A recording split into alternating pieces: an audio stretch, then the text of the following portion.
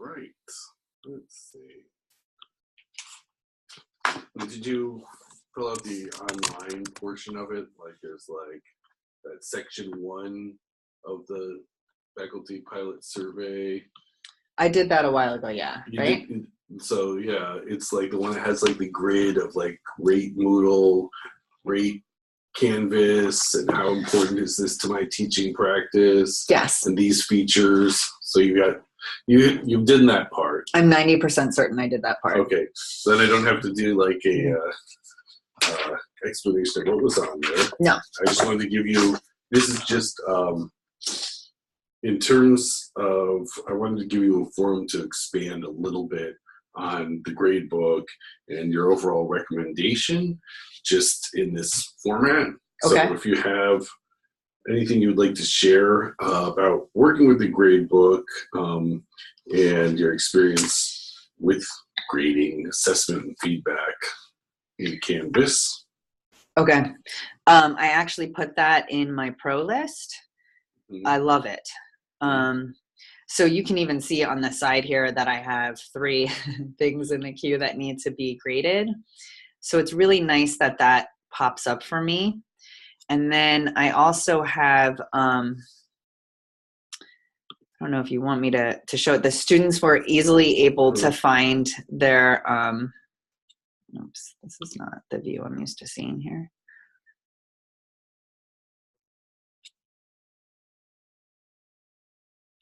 I think maybe I look at it over here. That's not the view I'm used to seeing for some reason, but I love the grade book.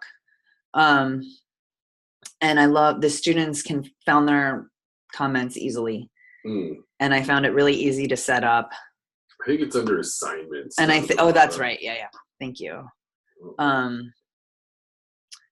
Yeah, and my little percentages here. I think it's great. The students are easy, I think they like that part the best actually, because I think that unlike Moodle, they're able to kind of do a little prediction about how they might do, given if they do. And so some of them use that. I think it's called like the what if grading. Yeah. So I think they really appreciated it. But I appreciated it too. I find it really easy to grade, and I like that it's easy to grade on the on my phone app as well. The only thing that's tricky with it is, we're talking strictly about the grade book. I have no problem with the grade book. This is about the grade book. Yeah. And so you did do some grading on your phone, you were saying, of some of the things using the teacher app? Yes, I like the teacher app a lot. And what type of feedback did you give on the grading using your phone? So I have a couple different assignments that I grade. One is a forum/blog post that they post in. So it's a little bit lower stakes than the essays for my course, which take a little bit more time to grade. But in terms of grading those, I've never been able to do it on my phone from Moodle very easily, but it's much easier to grade those on my phone via the Canvas app. So I like it a lot. So for something low stakes like that, like homework that's due weekly, but isn't like a large, 5-page document that I need to read. And how did you give the feedback on your phone? Did you set up like a rubric for those things? Okay, did you no. record video or audio of yourself? Not yet. So for the, I would do that in the future, but now that I figured it out, I did have some trouble. So it's important. I'm sort of navigating Turnitin. So for the blogs and the forums, there is no feedback. It's like 100% or 0. So that's really easy. For the papers, it took a little bit of time because I'm used to having my rubric set up and Turnitin. And the problem with that is that if I did my rubric and Turnitin, it was too buried for the student to find the feedback. So for example, if you click on this, I don't even know if it'll let me get in there right now. You have to go like this, go into Turnitin, and then click on this icon, which is where I often have my rubric and go back out. That would have been fine on Moodle because they're used to getting right there in one step. But on Canvas, it's buried too deep. So instead, and it took some time, I created a Turnitin rubric with Bob. And so now I have this, and this is much easier for them to see. And it's not buried, so they will look at it. Because the risk with these rubrics is that they won't look at the feedback that I'm giving them. That's my, fear as an instructor. And I'm very detailed about it. As you can see, there's like 5 or 6 different areas that I'm talking about individually. I know you'll probably have to take the student's name out, but anyway, it's much easier to just put this rubric in. That being said, I can't do away with Turnitin because I need the plagiarism checker. I need to know what percentage of the essay, and not just to look for kids plagiarizing, but so that they can themselves see how much of their paper they're devoting to other people's language and not their own. That's just a objective of our course to balance that out in the papers. Are people like, if you quote stuff or reference stuff, does that show up in that Turnitin percentage, or is it more like people are actually like both? Yeah, so Turnitin will both pick up on language that isn't properly quoted, that's been taken from another source and dropped into the paper, but it'll also measure quoted material that's properly cited. And both of those things are important to me. They're important teaching tools that I really appreciate about Turnitin, but Turnitin does not function ideally in Canvas. So we did have to kind of rig a little scenario wherein I set up the rubric, and then I set up I set it up as I would in Canvas, as if Turnitin didn't exist. And then I add the Turnitin as an external tool after the fact, so that I can get that feature that I want, but also have a more accessible feedback opportunity for the students. So you had them turn it in through Canvas, like as it's submitting a file through Canvas, and then you use the Turnitin as like an external tool that you then ran it through to double check it. I created the assignment first. So what I mean is that in the creation of the assignment, there's an option to have Turnitin as an external tool. So initially, I just did that when I created the assignments, like at the beginning of the semester, because that's what I always did in Moodle, and I already had my rubric stored in Turnitin. But then I discovered that it's very buried in Canvas for them to go ahead and find that rubric. And I decided I rather try out the Canvas rubric, but I can't let go of the Turnitin. And it was a little bit glitchy to figure out how to have both of those features at the same time. All of that happened before the students submitted the paper, though. So the students aren't aware of this whole process. It's just me realizing, oh, they're not, and they could do it. I had a test student say, yeah, I can go in there and find it, but they're not going to, because students really want, in my experience in this course, they really want everything very easily accessible and in on the page in front of them, or they'll tend to not dig deeply unless they're extremely motivated. Motivated. Exactly. To dig deeply. Right. So that was a little bit of a hiccup. And my goal actually is to move away from Turnitin, because I'm not a fan of it as it is. However, I need a plagiarism checker. I know. I was saying it would be so nice if basically the speed grader just had that built into it. Exactly. Additional feature. Yeah. Pretty much. So I guess that comes down to Canvas instructor. If you're listening, please purchase that database from Turnitin and put it into your, And so does the Turnitin get it through? Does it also check campus, or is it more looking? Does it check? You've got a course that's got a whole bunch of sections, and some Mm-hmm. people might be having people write about the same book, so there might be some things that are common across it. It does. And so Turnitin both looks nationally at students in other places, and it also looks at your local campus. So, Correct. yeah. And online. And it does the students' own history. So if a student's like recycling a paper or relying on an old paper, it'll do that as well. That's interesting. Oh, so that sounds good. That's good feedback, and that's good to know the grade book and thinking about that workflow for people, because like you said, the speed grader in here and the integration, the way the rubrics integrate here pretty well. I love it. And so to how to configure things for faculty so that they can still, and so that the students also still have a sense of that things are going through Turnitin. And so in this case, this is the last I'll drill you on this, but I'm just curious because it's a different workflow. Did the students ever see that feedback of Turnitin of like, oh my, did they see that themselves too, in terms of that their percentage of original content?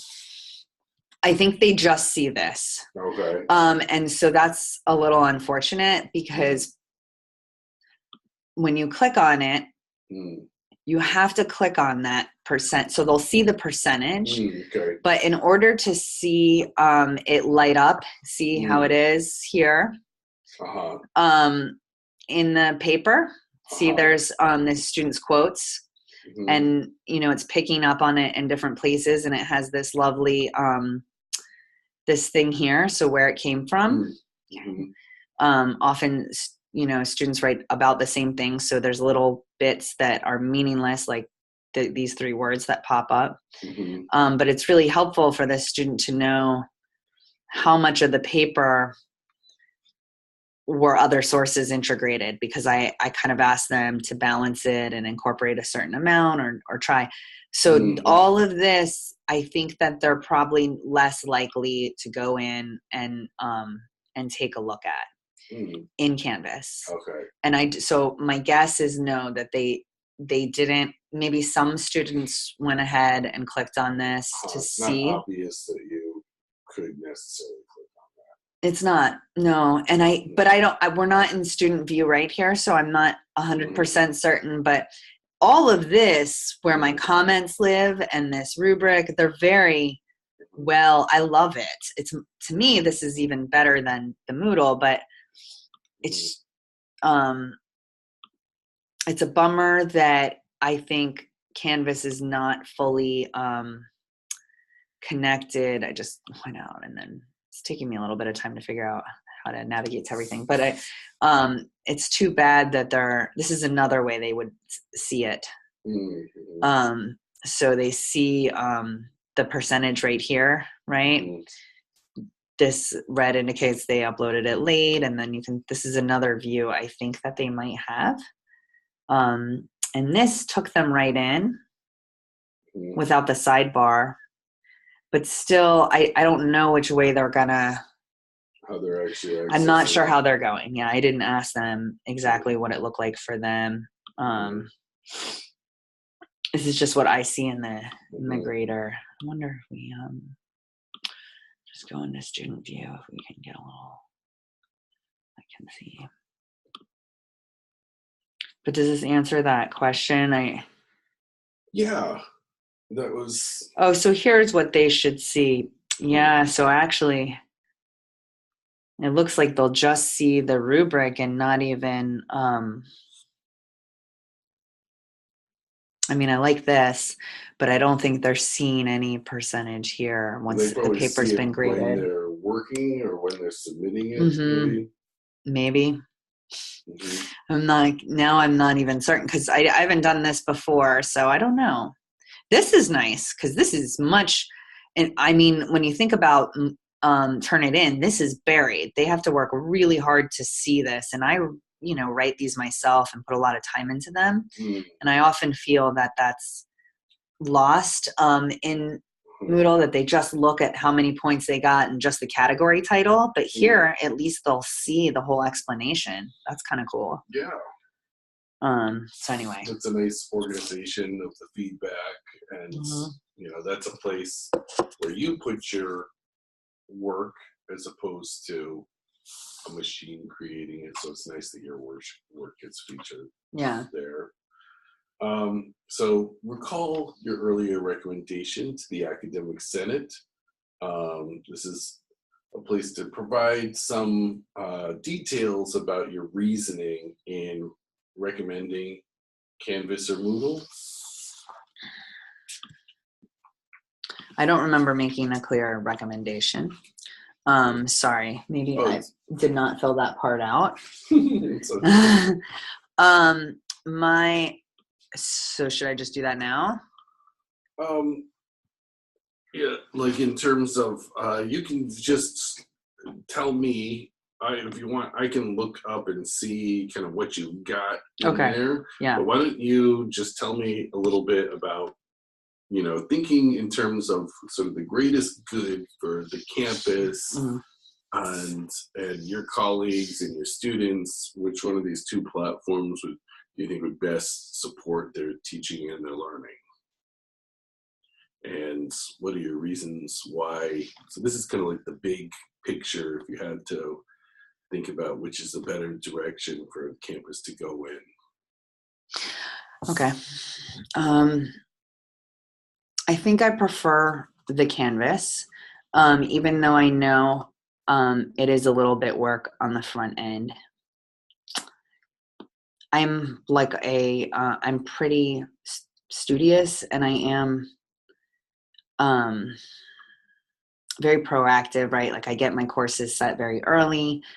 So for me, I don't think the transition is going to be just the transition in trying to do it for this one class was not that much of a burden in the grand scheme of things. I love how this looks visually. I just think that it has a more contemporary feeling to it in terms of the visuals and the like just the way the content appears and the way that you set it up. And it seems to have it feels, I know that they have the same features, but for whatever reason it feels more forward thinking to me and more in line with kind of where we're evolving in terms of our relationship to technology in the classroom. It just feels closer to what the lands that my students are living in all the time, right? They're little parallel universes in Facebook and social media and all sorts of websites. Like I just feel like this, and it's more of like a gut sort of sense, is in tune with kind of where they are and where they're going. It is a pain. Transitioning any of courses that we've worked years on in Moodle is going to be hard for everyone, but I mean, eventually, right? I mean, we're in a transitional period in the university. I just think it's a good time. It's a good time to give it a go. And for me, as a lecturer, and I think probably right, adjunct lectures are the bulk of maybe. I don't know, right? But maybe I guess that lots of adjunct lecturers are using this in comparison to tenure track. I'm not sure. But often adjuncts are functioning across multiple campuses and they're teaching lots of online courses. And I think that Canvas seems to be the dominant go-to in other spheres locally. So it would be really more convenient for me to have the unification of that just working in the same LMS across different worlds. So can you teach it in different campus too? Or? I don't right now. But for example, many of my colleagues teach several courses here and then several over at the JC, and they work in Canvas. And actually when I decided to do, when I was like, am I going to do this pilot? I talked to my colleagues who were already using Canvas at the JC. And they were like, it's no problem. Yeah, it's great. Here's what I like. Here's what here's what you might bug you when you switch. So for me, it just feels like it would make sense, and I want the option. It'll be nice, right? Like if for whatever reason I do teach in another sphere, to be like, hey, I got Canvas down. Yeah, you can even bring over material from one university to another. And I don't know how much of the teaching happens with adjunct faculty versus tenure here. Right. Do you have any idea? I'm just curious. I mean, I know my department, right, has whatever, less than 10 faculty, tenure track faculty, and then 13 to, and all the TA graduate students teaching this course, right? And most of them are dependent on, for this particular course, teach using the LMS, using the Moodle. As far as I know. So to me, that's my sample size. So it's a lot. It's more, So it's more than half. It's more than half. Yeah, exactly. And quite a few of those people are teaching on multiple campuses, and the other campuses that are likely campuses for them to be teaching on is the JCs, because they're just simply more courses and more students at those places. Right.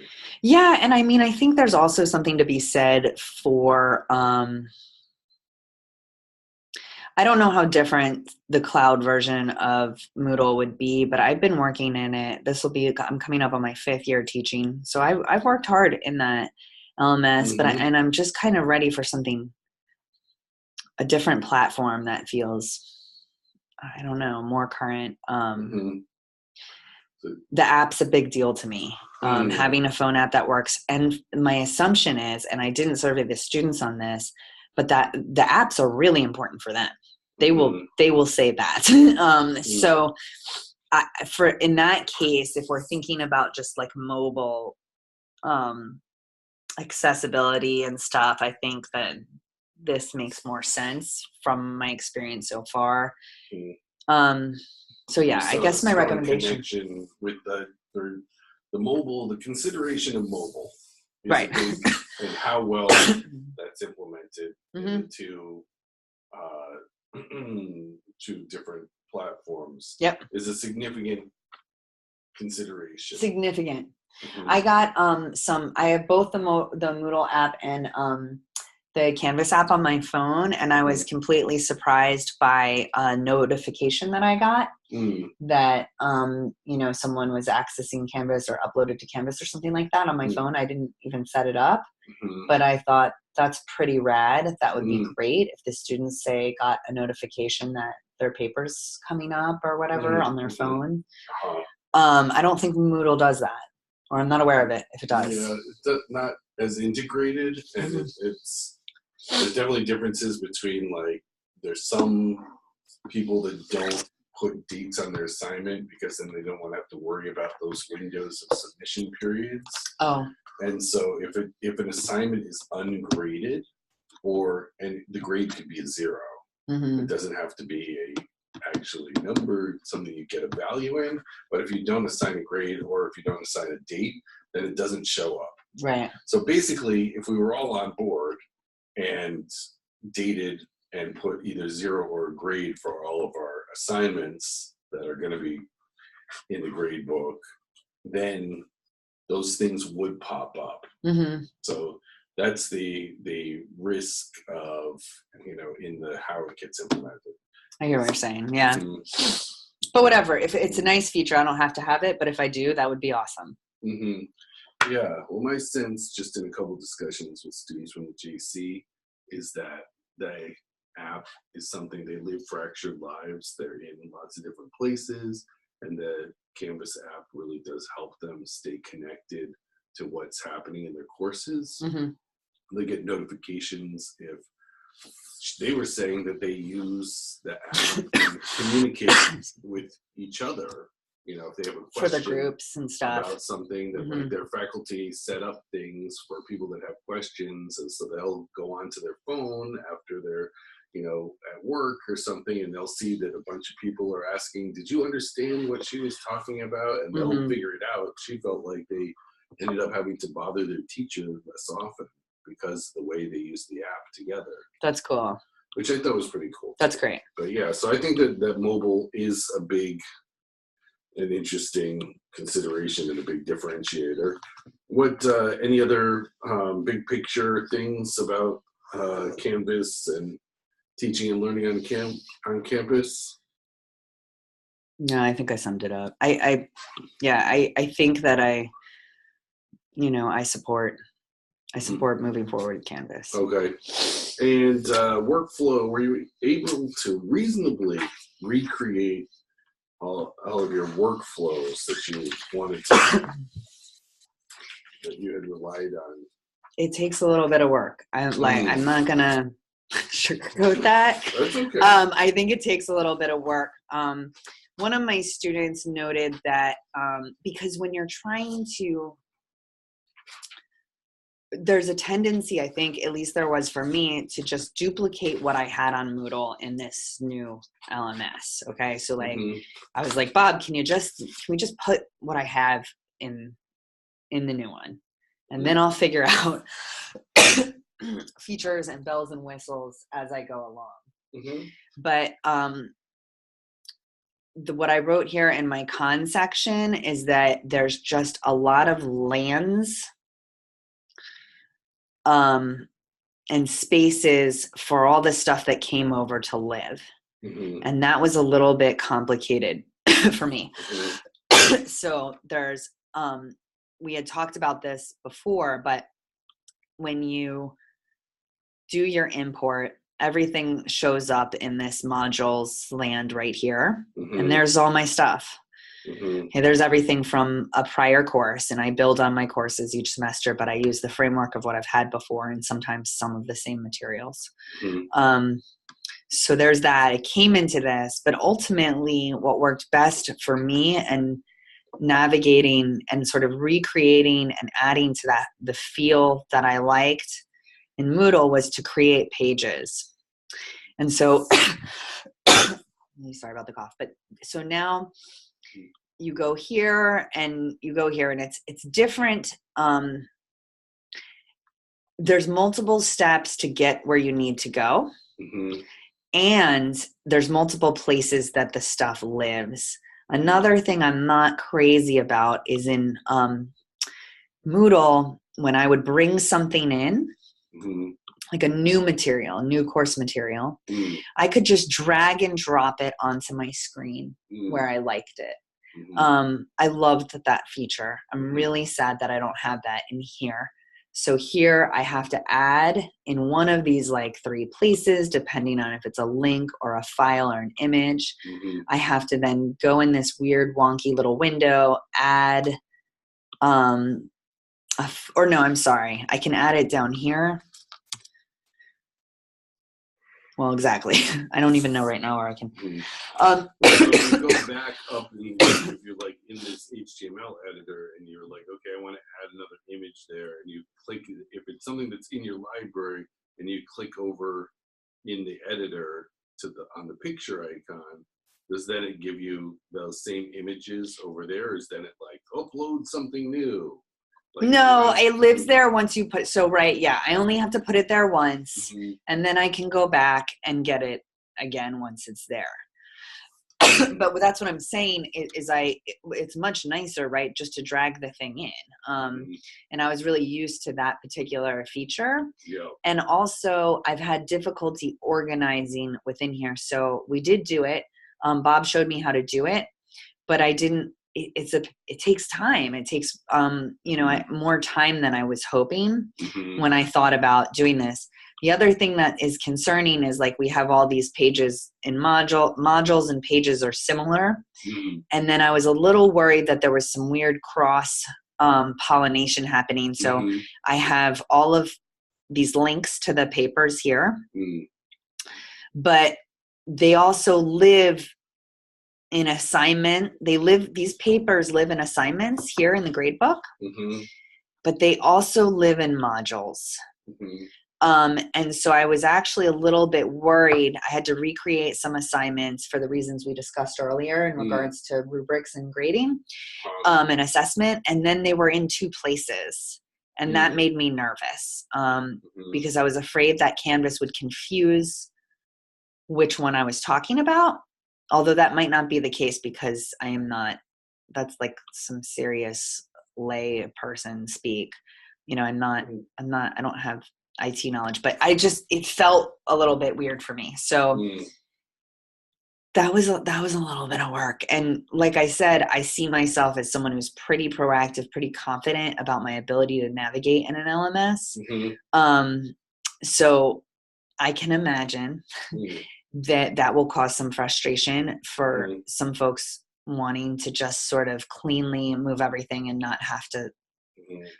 It's not just a copy and paste job or an upload scenario. It requires a little bit of work, but I think it's worth it. I think it's worth it for the better aesthetics of the thing and the sort of ease for the students to see the work and the potential. Like there's a bunch of cool stuff I still haven't been able to do.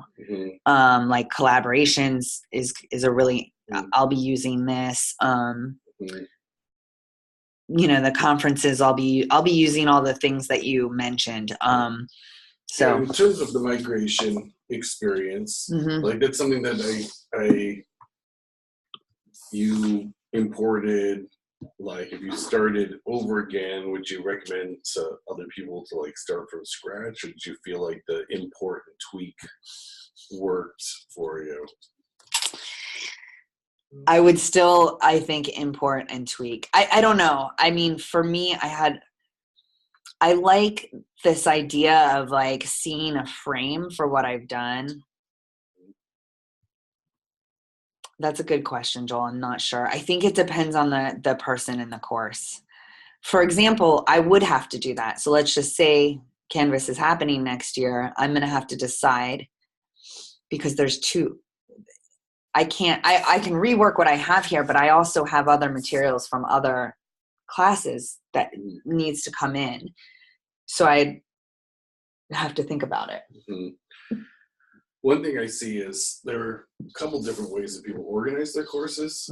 You know, some people organize it around the modules, and some people organize it in the pages. So you ended up driving into the direction of the pages. I did. For good reason, maybe. And I just wanted you to get, so just from the outside, not having set up a course in those two different ways, the modules seems a little bit overly structured, and the pages feel very unstructured to me. Like it's confusing. There's arrows on the left and right when you're in the pages, and after you've gone through everything that you've gone through, do you feel like you understand how to structure your pages so that people flow through your course in the way that you want them to? No, I'm frustrated actually, because if they do flow that way, if they use the arrows,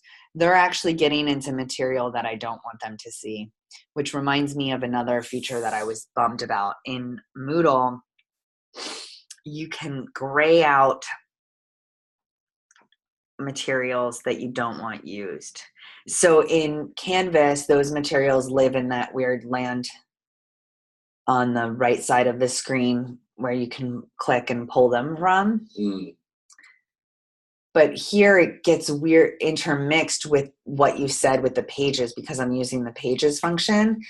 I guess I could gray them out if everything was in modules, but like you said, it's too structured. It's not pretty enough. It's not cool looking enough. In pages, I can design them a little bit more the way I want to. But yeah, I don't like this flow of the next, because here, I don't know what this is that they're going in to turn it in suddenly. Now they're in one of the pages that matters to me. Now they're in the blog. I agree with you that it is, it is very confusing. I was just wondering how, like, after you've worked with it, you've ended up. So this is. I would do it differently. They come into this home page right now, and down at the bottom of it, you've got those different categories. So each day that somebody is, okay, what am I doing today? How do they know what they're doing today the way that you've organized your course? They know because, so previously in this class, my students were Moodle users, and these were sections. in my Moodle. Okay. So in order to make the transition a little less complicated for them, I repeated the titles of each section, even though visually it looks different to them. So because you taught this course last semester, right? It's the same group that goes both 2 semesters, right? It just happens that I teach a year-long course. Yeah. It's a year-long course. Yeah. So they were already, the first half of the course they had in Moodle. Correct. They had different sections they were used to. Yes. And so and I'm mostly just explaining this. I know you know this, and I sort of know it, but just if anybody were reading it, just so that they would understand. So then you kind of recreated here what those sections were in Moodle, so it was similar to them. Yes. Although it looks very different than it would have looked in Moodle. Correct. Okay. So that's exactly right. So they're already familiar. In Moodle, they would have all been open, right? Mm-hmm. So it wouldn't be that you click on a button and it takes you there. It would be essay submission and then all the content from that particular page. And then underneath that would be another one. So it's actually kind of nice because they can hone in on a specific section at a time. So typically when my students come in, they'll be doing the homework for the blog post. So they'll click on blogs, they'll read the requirements, and then they'll click on the discussion board. And then they'll see the most recently assigned blog, which no one's done yet because it's not due till they get back from spring break, right? But here they've done it, and here's the and actually my students design these blogs right this semester. And then here's the forum where they respond to both each other and the blog, and they can see what each other's saying in that discussion. So that's typically the first thing they would do when they get in my course. They have group assignments that I would like to live in collaborations in the future, but I don't have time to do it right now. So they go in here, and this is where they find out everything that's expected of them in their group. And they can also see the other groups. And then everything that I talk about in class, I throw into here. So if someone misses a class, they can go get that particular material. And then there's other specific, here's where they submit their essays, which we looked at a bunch earlier. And then, just these are readings that for students who don't have the text, and resources, when I ask them to do research and stuff. So if somebody wants to know what they need to do before class tomorrow, where do they look? So my students are given week to week. So I have the entire course plan for them in a hard copied week to week document. And so we had talked about putting that into syllabus here. I wasn't prepared to do that yet because it's a tremendous amount of work just to construct that document. But it's right here. Okay. So it's right here. Okay, here's my syllabus, which explains the grade criteria. Here's the calendar, which is an actual a document. So here you can find every single week. Okay. Typically, the students keep this in their notebook, and they reference it during class. During the live class. And they will, here we are, right? This is what they had due on Monday. They don't have anything due over spring break. And then when they come back from spring, we have a library visit. So I have not yet, it would, I think, live beautifully here in Canvas, much in the syllabus section, but I haven't quite figured that out yet. Best way to present it there. Right. And so are you then, if you were going to reapproach your course, how would you try it for if you teach this class next spring? How are you going to do it differently? I think what we just said. I think I might try to utilize, I might try to integrate the weekly expectations, weave that into the actual features of Canvas, because I think it might work better to do that. The other thing is to streamline my group work and utilize this collaborations scenario and kind of the features related to that. My other thoughts are about keeping this pages format and then perhaps having one of my other sections living in a different format, but in the same, but in Canvas. So experimenting on my own about which is more accessible to them in terms of how I design the actual content. What do you use to sort people into groups or have them self-sort themselves into groups? How are you doing that? So I group them, and that was something that I'm still working on with Bob right now. In Moodle, I found it very easy to pull them. Like here it's got a group set situation. I just couldn't get into it yet. But it's very simple, right? Like I started it, right? So, oh, look, you can actually see. Sorry, that's a lie. I did start it. So here they are. I'm actually going to put Ricky back. But, right, I started to do it. And here you just pull them in. Typically, my students do get grades for group projects, and they do have, I would like to, as you said, utilize the phone apps so that they have a space to connect with each other in their group.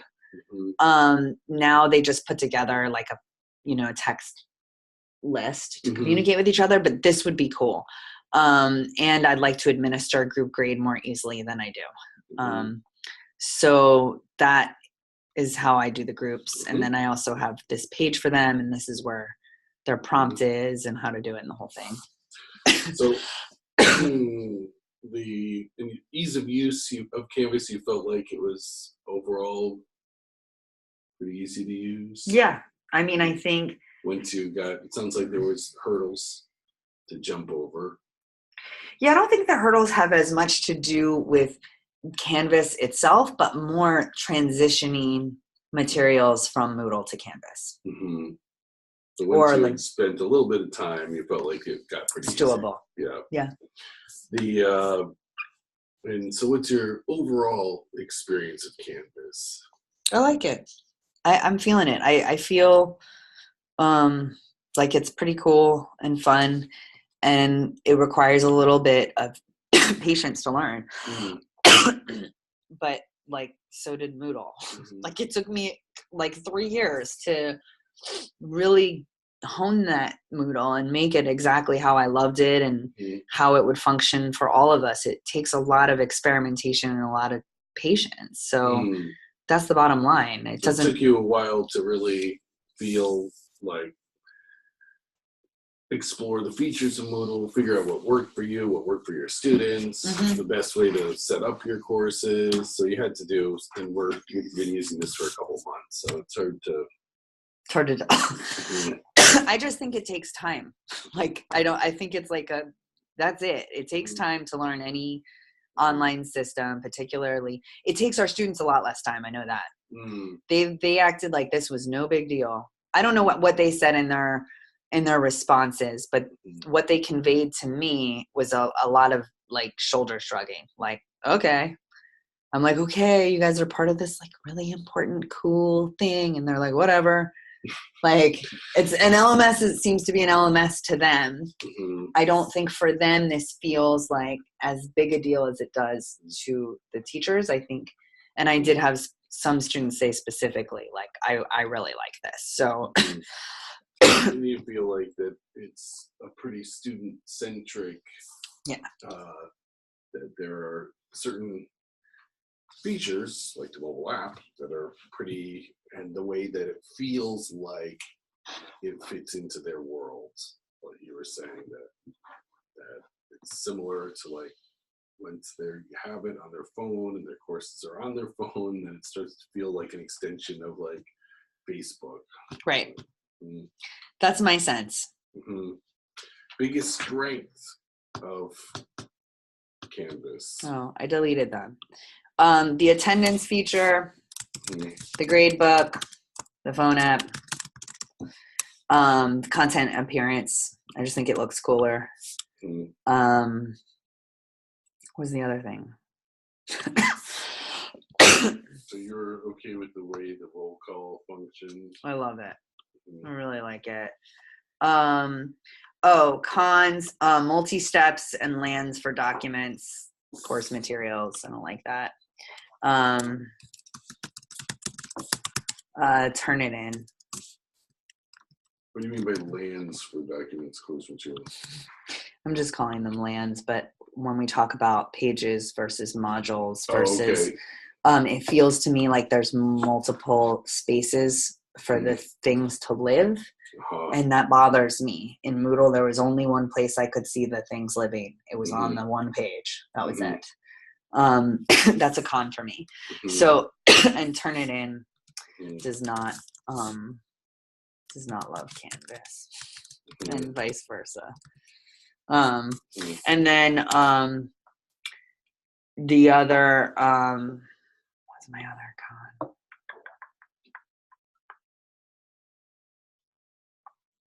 I student feedback is they like it. It looks really good for them.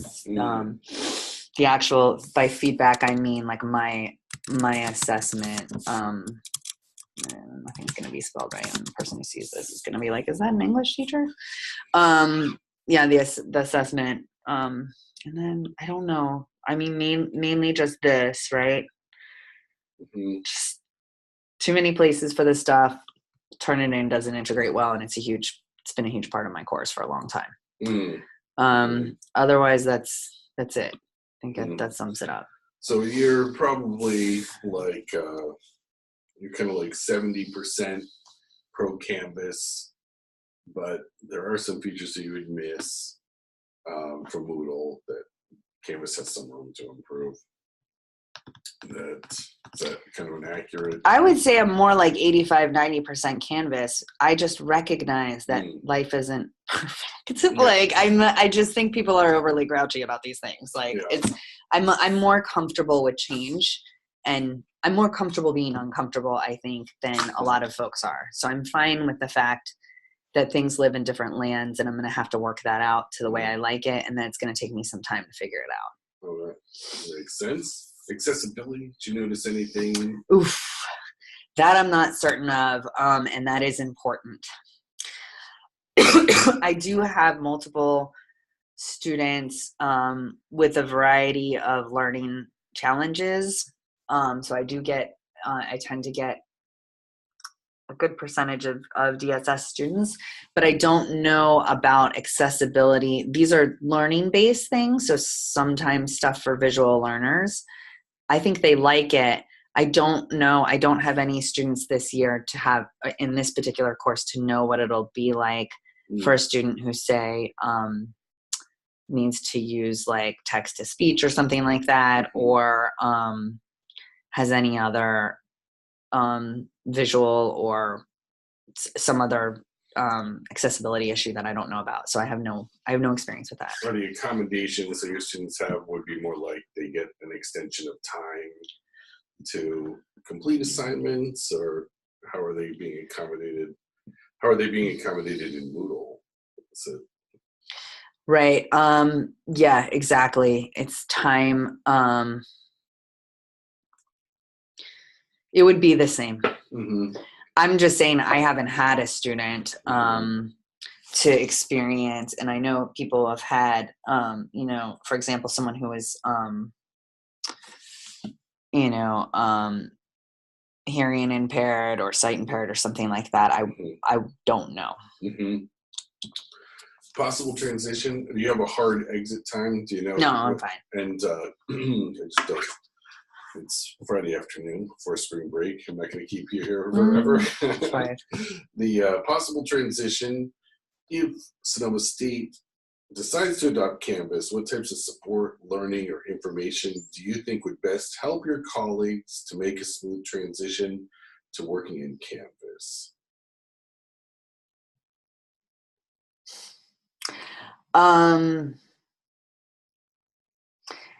I think it'll be tough. I mean, I think I did utilize the staff of the faculty center quite a bit throughout this pilot process. Although I also did when I first started Moodle, and I'm fully independent on Moodle. I very rarely come in for Moodle problems. And by rarely, I mean like once or twice a semester with something that I'd like some feedback on, or maybe even it's something I can do, but I'd just like someone there as a spotter. But for the actual transition, I think it will require some manpower. I could very easily talk to a peer about how to help them with Canvas and support them.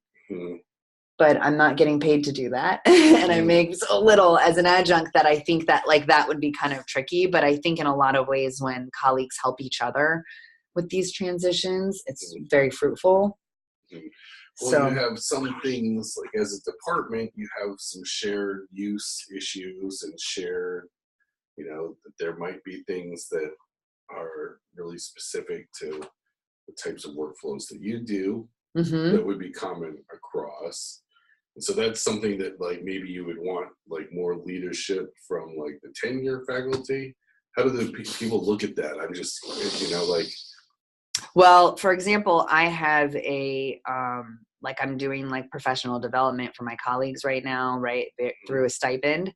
And with that, we have a Moodle thing that lives on Moodle that would then be transitioned to Canvas, right? A place where we have stuff that goes on. So I would do that transition if I was getting that stipend again. I would. So like stipends to do some sort of, and we've talked about that a little bit. Like do it. Do it. I'm fighting all the time because as like an adjunct, I do a tremendous amount of work outside of what I'm paid to do. One, because I love teaching and I love the mission of our university and our students. But boy, like for example, just this itself, right? I'm doing this because I want to make my life easier if we transition to Canvas, and that's the benefit to me. But this is a lot of work outside the scope of my regular job, and so.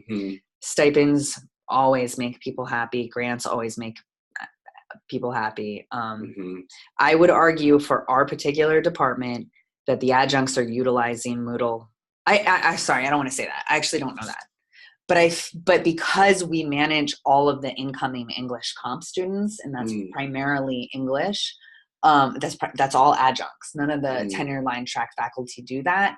That's a lot of students and they're bigger course numbers. So it's just a higher workload. So I would argue that it will be the adjuncts who would be most supportive to each other. So the adjuncts are responsible for those courses that are larger courses that maybe have to rely more heavily on the LMS to manage their workflow. The courses aren't larger, the number of courses are. So while tenure track faculty might do a bigger lecture hall, right? I'll have 4 sections of this class. Does that make sense? So there's more sections of comp, I think, for incoming freshmen, because it's GA pattern. It's GA.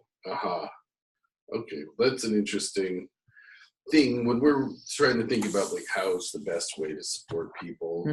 And Bob came up with some fairly brilliant ideas. He created a little script that goes through and is sniffed through all of the courses taught in the last year on Moodle and seeing which features people will ask about, or which things they're implementing in their courses. It's cool. And then so you can automate something which will give you specific help for those things that we know that you're going to be transitioning over. We know you use Turnitin, so you get that. You don't have to read through. Brilliant. I love that guy. Yeah, that's what we're looking for. Let's note that. But I was impressed. I was like, yeah. And so let's see. Okay, this is the last one. Other than additional comments you want to make after this one, you're an English teacher. You understand metaphors and analogies and the value of symbolism. Right. Okay. So if Canvas and Moodle were a vehicle or an automobile, like if Canvas were some kind of car and Moodle were some kind of car, what kind of cars would they be?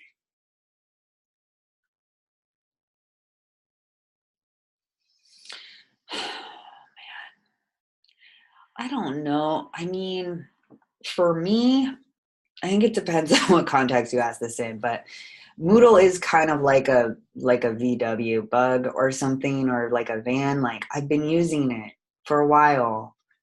It's like my old baby, and like if I talk to someone else about it, it's kind of like passing another bug on the street and like little punch buggy situation. It's like a cult classic. Canvas, it's not a Tesla. It's not a Tesla, but it is like a